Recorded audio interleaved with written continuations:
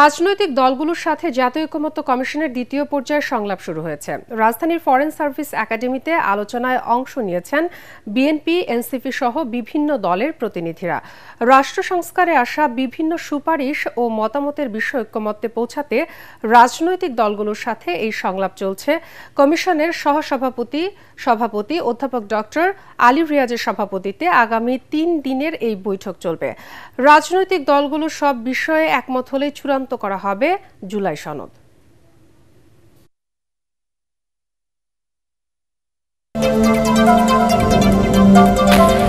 জুলাই আগস্টে গণহত্যার ঘটনায় মানবতাবিরোধী অপরাধের মামলায় পলাতক সাবেক প্রধানমন্ত্রী শেখ হাসিনা এবং সাবেক স্বরাষ্ট্রমন্ত্রী আসাদুজ্জামান খান কামালকে আত্মসমর্পণের নির্দেশ দিয়ে বিজ্ঞপ্তি জারি করেছে আন্তর্জাতিক অপরাধ ট্রাইব্যুনাল।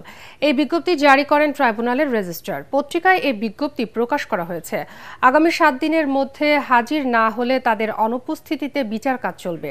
এর আগে সোমবার জুলাই আগস্টে গণহত্যার ঘটনায় মানবতাবিরোধী অপরাধের মামলায় পলাতক সাবেক প্রধানমন্ত্রী শেখ হাসিনা ও সাবেক স্বরাষ্ট্রমন্ত্রী আসাদুজ্জামান খান কামালকে 1 সপ্তাহের মধ্যে হাজির হতে 2টি পত্রিকায় বিজ্ঞপ্তি প্রকাশের নির্দেশ দেন ট্রাইব্যুনাল। আগামী 24 জুলাই এই মামলার পরবর্তী শুনানির দিন ধার্য করা হয়েছে। ইসরায়েল জুড়ে নতুন মাত্রায় বড় পরিসরে ড্রোন ও ক্ষেপণাস্ত্র হামলা চালিয়েছে ইরান।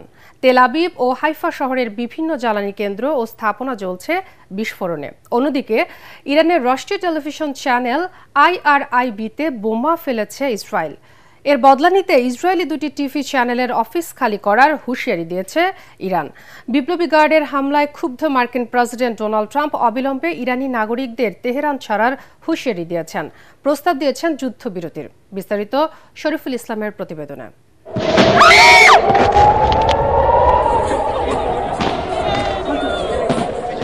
ইরানের বিপ্লবী গার্ডের অ্যারোস্পেস ফোর্সের নতুন ধাপে চালানো হামলার জেরে ইসরায়েল জুড়ে এখন যুদ্ধের সাইরেন। সেখানকার মানুষের ভোরের ঘুম ভাঙে সাইরেনের আতঙ্কে।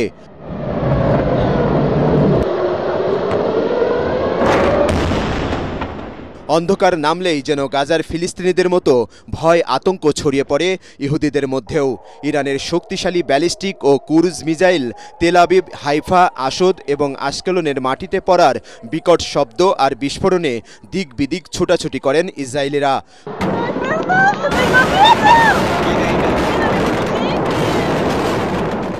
পরবর্তী নির্দেশ না দেওয়া পর্যন্ত ওইসব এলাকার বাসিন্দাদের নিরাপদ আশ্রয়কেন্দ্রে থাকার নির্দেশ দিয়েছে ইসরায়েলি প্রতিরক্ষা বাহিনী IDF। তবে ইরানের এসব হামলার ক্ষয়ক্ষতি সামাজিক যোগাযোগ মাধ্যমে ছড়িয়ে পড়লেও হতাহতের সঠিক তথ্য দিচ্ছে না ইসরায়েল সরকার। অন্যদিকে অপারেশন রাইজিং লায়নের অংশ হিসেবে সোমবার রাতে ইসরায়েলের যুদ্ধবিমান থেকে ইরানের রাষ্ট্রীয় টেলিভিশন চ্যানেলে বোমা ফেলে দেশটির প্রতিরক্ষা বাহিনী।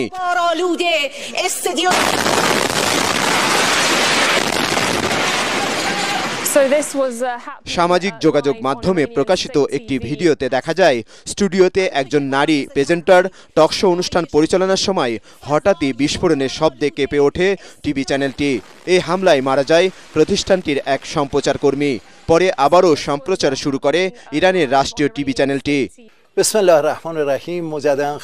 এর জবাবে ইসরায়েলের কয়েকটি টিভি চ্যানেলের কর্মীদের সেখান থেকে সরে যাওয়ার সতর্কতা জারি করেছে ইরান। ইসলামী প্রজাতন্ত্রের সম্প্রচার মাধ্যমের ওপর ইহুদিবাদী শত্রু আক্রমণের তীব্র প্রতিক্রিয়া দেখানো হবে বলেও হুমকি দিয়েছেন জাতিসংঘে ইরানের রাষ্ট্রদূত। ইসরায়েল যা করছে এটা প্রকাশ্য যুদ্ধাপরাধ। আমাদের সংবাদ সংস্থার অফিসে হামলা গণমাধ্যমের স্বাধীনতার উপর সরাসরি আক্রমণ। এই বর্বর আক্রমণ এবং আগ্রাসনের জবাব দিব আমরা।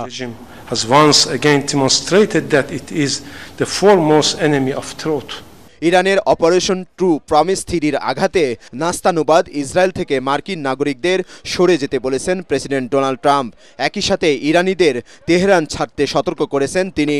ইরানের হামলা থেকে ইসরায়েলকে বাঁচাতে যুদ্ধবিরতির প্রস্তাব দিয়েছেন ট্রাম্প। G7 সামিট শেষে এ তথ্য নিশ্চিত করেছেন ফ্রান্সের প্রেসিডেন্ট। প্রেসিডেন্ট ট্রাম্প একটি ভালো খবর দিয়েছেন। যুক্তরাষ্ট্র দ্রুত যুদ্ধবিরতি চায়। ফ্রান্স এটিকে সমর্থন করে। আশা করি দ্রুতই তা কার্যকর হবে। এদিকে মার্কিন সংবাদ মাধ্যম এবিসি নিউজকে দেওয়া সাক্ষাৎকারে ইসরায়েলের প্রধানমন্ত্রী বলেছেন, ইরানের সর্বোচ্চ নেতা খামেনিকে হত্যা করলেই সংঘাত শেষ হবে। প্রয়োজনে খামেনিও আমাদের লক্ষ্যবস্তু হবে। ইরান চিরস্থায়ী যুদ্ধ চায় ও ইসরায়েলকে পরমাণু যুদ্ধের কিনারায় নিয়ে এসেছে। ইসরায়েল তাদের এই আগ্রাসন ঠেকাচ্ছে, অশুভ শক্তির বিরুদ্ধে দাঁড়াতেই হবে। চিরশত্রু ইসরায়েলের সাথে ইরানের সংঘাতে দিন দিন উত্তেজনা বাড়ছে বিশ্বজুড়ে। এ অবস্থায় উস্কানি না দিয়ে বরং যুদ্ধবন্ধে যুক্তরাষ্ট্র, চীন, রাশিয়ার মতো পরাশক্তিগুলোকে এগিয়ে আসার আহ্বান বিশ্বের শান্তিপ্রিয় মানুষদের। 2 ম্যাচ সিরিজের প্রথম টেস্টে আর কিছুক্ষণের মধ্যেই গলে শ্রীলঙ্কার বিপক্ষে মাঠে নামছে বাংলাদেশ। টস জিতে ব্যাটিংয়ের সিদ্ধান্ত নিয়েছেন দলের অধিনায়ক নাজমুল হোসেন শান্ত।